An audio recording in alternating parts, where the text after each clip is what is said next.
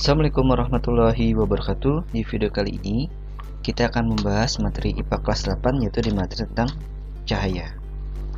Apa itu cahaya?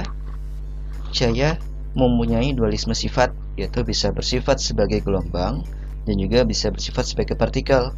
Namun di bahasan kelas 8 ini kita hanya mempelajari sifat cahaya sebagai gelombang. Untuk sifat cahaya sebagai partikel nanti akan dipelajari di SMA kelas 12. Kemudian berdasarkan arah hambatnya, kita sudah belajar dulu di materi tentang gelombang bahwa cahaya termasuk gelombang transversal. Artinya gelombang yang arah hambatnya tegak lurus dengan arah getarnya. Kemudian cahaya juga termasuk gelombang elektromagnetik, yaitu gelombang yang bisa merambat di ruang hampa. Jadi bisa merambat walaupun tanpa ada medium. Kemudian cahaya merambat lurus jika di dalam medium yang sama. Jika melewati dua medium berbeda, maka akan terjadi pembelokan atau disebut pembiasan cahaya. Kemudian cahaya dapat dipantulkan atau refleksi, dibiaskan atau refraksi, dipadukan atau interferensi, dilenturkan atau difraksi, dan juga dipolarisasi. Namun di bahasan kelas 8 ini kita hanya belajar sifat cahaya yang dapat dipantulkan atau refleksi, dan juga sifat cahaya bisa dibiaskan atau direfraksi. Untuk materi tentang interferensi, difraksi, dan juga polarisasi akan kamu dapatkan nanti di SMA kelas 12. Hingga kecepatan cahaya, cepat rambat cahaya di ruang hampa adalah 300 juta meter per second. Di kecepatan yang sangat tinggi sekali. Di dunia ini yang paling cepat adalah kecepatan cahaya ini, yaitu 300 juta meter per second. Tidak ada yang lebih cepat dari kecepatan cahaya, yaitu 300 juta meter per second. Kita mulai dengan sifat yang pertama tentang cahaya, yaitu cahaya bisa dipantulkan, yaitu tentang pemantulan cahaya. Pemantulan cahaya terjadi apabila cahaya jatuh pada sebuah permukaan. Pemantulan cahaya ada dua jenis, yaitu pemantulan teratur dan juga pemantulan baur. Pemantulan teratur terjadi apabila pemantulan terjadi jika cahaya memantul di permukaan yang rata. Contohnya adalah pada cermin. Sedangkan pemantulan baur adalah pemantulan yang terjadi jika cahaya memantul di permukaan yang tidak rata. Contoh seperti ini. Jika kamu bercermin di permukaan yang rata seperti pada cermin, ya, maka kamu akan melihat bayangan kamu akan bagus, ya, karena pemantulannya yang terjadi adalah pemantulan teratur. Sedangkan misalnya kamu bercermin di permukaan air yang sedang bergelombang, maka akan kamu lihat bayangan muka kamu akan tidak bagus, ya, berantakan. Nah, makanya yang terjadi pada pemantulan pada air yang bergelombang tersebut terjadi pemantulan baur, sehingga bayangan dihasilkan pun tidak bagus. Seperti itu. Kemudian hukum pemantulan cahaya dikemukakan oleh ilmuwan bernama Snellius. Snellius menyatakan bahwa hukum pemantulan berbunyi sinar datang, sinar pantul, dan garis normal terletak pada bidang yang sama dan bertemu di satu titik. Dan juga sudut datang sama sudut pantul. Nah, apa nih arti sinar datang, sinar pantul, garis normal, sudut datang, sudut pantul? Nah, garis normal adalah garis hayal yang arahnya selalu tegak lurus dengan bidang pantulnya. Kemudian sudut datang adalah sudut yang dibentuk oleh sinar datang dan juga garis normal. Sedangkan sudut pantul adalah sudut yang dibentuk oleh sinar pantul dan juga garis normal. Contohnya seperti ini. Ini ada bidang pantul, misalkan cermin. Kemudian ada sinar datang, maka akan memantul ke sana. Mana sudut datang, mana sudut pantul, maka kita buat dulu garis normal. Ingat, garis normal adalah garis yang selalu tegak lurus dengan bidang pantulnya. Seperti ini tegak lurus atau bentuk sudut 90 derajat. Ini ada garis normalnya. Yang mana sudut datang? Sudut datang adalah sudut yang dibentuk oleh sinar datang dan juga garis normal. Ini dia sudut datang. Sedangkan sudut pantul adalah sudut yang dibentuk oleh sinar pantul dan garis normal, yaitu ini sudut pantul. Nah, berdasarkan hukum Snellius bahwa sudut datang selalu sama dengan sudut pantul. Misalkan sudut datangnya adalah 30 derajat, maka sudut pantulnya pasti akan 30 derajat juga. Ya, berdasarkan hukum Snellius ini sudut datang sama dengan sudut pantul. Contoh seperti ini, ada sebuah gambar ditanyakan adalah berapakah sudut datang dan sudut pantul dari pemantulan cahaya tersebut. Maka yang manakah sudut datang? Yaitu sudut antara sinar datang juga garis normal. Ini sudut datang. Sedangkan sudut pantul adalah sudut yang dibentuk oleh sinar pantul dan juga garis normal. Ini adalah sudut pantul. Maka bisa kita tentukan. Kita lihat di sini ada tegak lurus ya. Tegak lurus ada 90 derajat. Berarti total ini adalah 90 derajat. Di sini sudah 30 derajat. Maka sudut datangnya adalah 90 kurang 30 yaitu 60 derajat. Ya, membentuk sudut siku-siku 90 derajat, maka total ini harus 90 derajat. Jika sudut datangnya 60, maka sudut pantulnya juga pasti akan 60 derajat. Seperti itu. Ya, sudut datang akan sama dengan sudut pantul. Contoh lainnya misal seperti ini. Berapakah sudut pantul di cermin kedua? Maka langkah pertama adalah kita gambarkan dulu garis normalnya. Kita gambarkan dulu garis normalnya, garis yang tegak lurus dengan bidang pantulnya. Perhatikan di sini 30, maka di sini adalah 60 derajat. Ya, tadi prinsip tegak lurus 90 derajat totalnya. Sudut datang sama sudut pantul, maka sini pasti 60 derajat juga. 60 derajat siku-siku di sini, maka di sini adalah 30 derajat karena siku-siku 90 derajat ya. Kemudian di sini kan siku-siku nih, maka di sini adalah 90 derajat. Kita lihat di sini akan membentuk sebuah segitiga. Ingat total sudut segitiga totalnya adalah 180 derajat. Maka di sini ada 30 sama 90 baru 120. Maka agar total sudut segitiga 180, maka sudut di sini adalah 60 derajat. Jika sudut 60 derajat di sini, maka di sini adalah 30 derajat dan sini pasti 30 derajat juga. Dan ditanya adalah berapa sudut pantul di cermin 2? Sudut pantul di cermin 2 yang mana? Yang ini. Yaitu 30 derajat. Sudut pantul di cermin kedua yaitu 30 derajat ini. Ya, cara menentukan itu aja, prinsip tegak lurus 90 derajat. Kemudian di sini ada bentuk segitiga, total sudut segitiga adalah 180 derajat. Contoh soal lainnya, bagaimana bila permukaan ini miring? Ingat, kata kunci ada tegak lurus ya, maka akan bentuk seperti ini garis normalnya nih. Kita gambarkan dulu garis normalnya. Oke, langsung kita jawab. Di sini totalnya adalah 90 derajat, maka di sini 50. Sudut datang sama sudut pantul, maka sini pun akan 50. Tegak lurus 90 derajat, maka sini 40 derajat. Kita lihat ini adalah segitiga. Total sudut segitiga adalah 180 derajat. Di sini baru ada 110 tambah 40 adalah 150. Agar menjadi 180, maka sudut di sini adalah 30 derajat. 30 derajat di sini siku-siku, maka di sini adalah 60 derajat. Sudut datang sama sudut pantul, maka sini pun akan 60 derajat.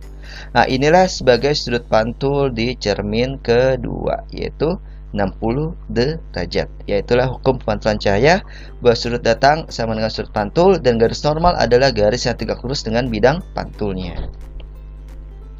Kemudian pemantulan cahaya pada cermin datar. Kita lihat di sini.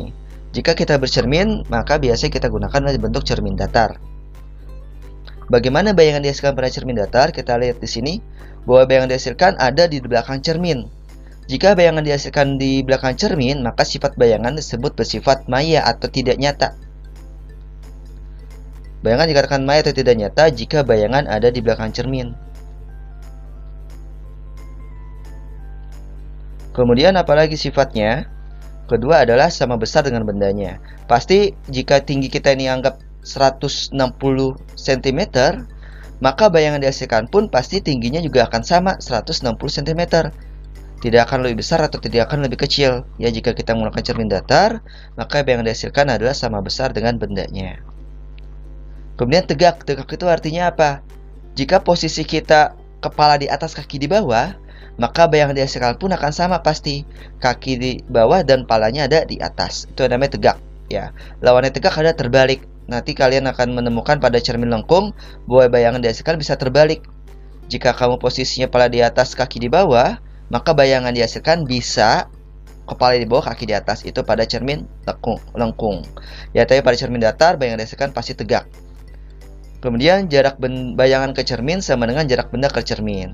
Jadi misalnya kamu jarak ke cermin adalah anggap 30 cm, maka jarak bayangan ke cermin pun pasti akan sama 30 cm. Tidak akan lebih jauh atau tidak akan lebih dekat. Itulah sifat yang dihasilkan pada cermin datar. Sifat bayangan yang dihasilkan pada cermin datar. Ya, pada cermin datar lainnya adalah di sini. Jika ada dua buah cermin dibuat membentuk sudut, kita lihat di sini, bendanya cuma satu nih. bendanya hanya satu ini. Nyata kalau misalnya ada dua buah cermin datar dibuat sudut, nyata akan menghasilkan berapa bayangan? Berapa bayangan terbentuk? Ya, jika dua buah cermin disusun dan membentuk sudut, maka akan terbentuk beberapa bayangan. Berapa bayangan terbentuk? Kita bisa menggunakan rumus seperti ini. N sama dengan 360 per alfa min 1. Nah, alfa itu apa? Alfa adalah sudut yang dibentuk oleh kedua cermin datar. Ya, cara menghitungnya seperti ini. 360 per alfa dikurang 1. Kemudian jika N bukan bilangan bulat, maka dibulatkan ke atas. Maksudnya misalnya kita dapat 3,4 nih, maka kita bulatkan menjadi 4 gitu, selalu dibulatkannya ke atas. Contoh soalnya seperti ini.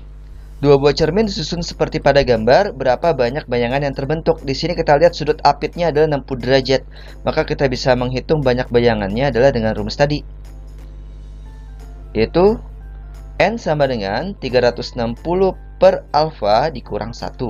Kita hitung hasilnya adalah 360 per sudut apitnya adalah 60 derajat dikurang 1.